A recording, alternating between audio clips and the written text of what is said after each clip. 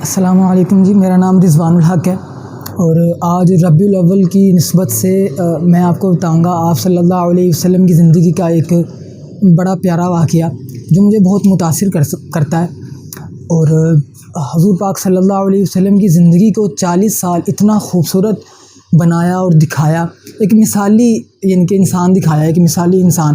کہ آپ کے دشمن بھی آپ کو امین و صادق کہہ کر پکارتے تھے۔ اور یہ واقعہ یہاں سے شروع ہوتا ہے کہ جب حضور صلی اللہ علیہ وسلم نے اپنے دشمنوں یعنی کہ مکہ کے دشمنوں کو، جو اسلام کے بھی دشمن تھے، ان کو جب ان کے خداؤں کی یعنی کہ لات و عزیٰ کے عیب گنوائے، تو اب وہ دشمن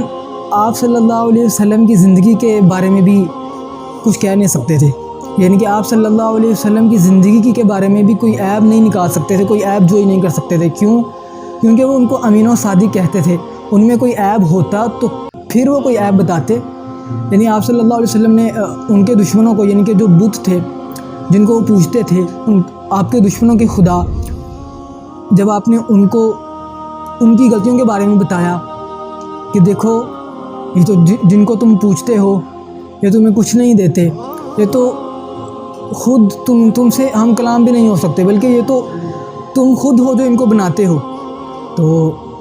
اب اس کے جواب میں وہ بھی کہہ سکتے تھے کہ لاؤ اپنا خدا، لیکن وہ کیسے کہتے جب آپ صلی اللہ علیہ وسلم کی زندگی ایک نمونہ ہو ان کے سامنے،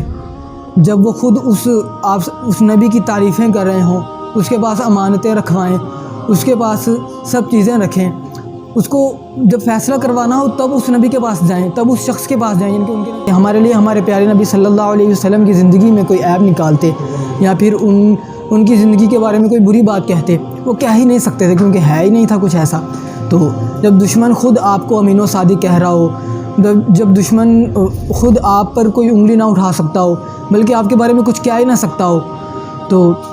بس آپ کے بارے میں وہ آپ صلی اللہ علیہ وسلم کے بارے میں بری باتیں کہتے تو تھے اور سازشیں بھی کرتے تھے، لیکن عیب جوئی نہیں کر سکتے تھے۔ پیارے نبی اور سچے نبی کے بارے میں کچھ عیب جوئی نہیں کر سکتے تھے، کیونکہ اللہ نے 40 سال کی ان کی زندگی ایک ایسی حسین زندگی بنا دی تھی کہ وہ کبھی ایسا کر ہی نہیں سکتے تھے،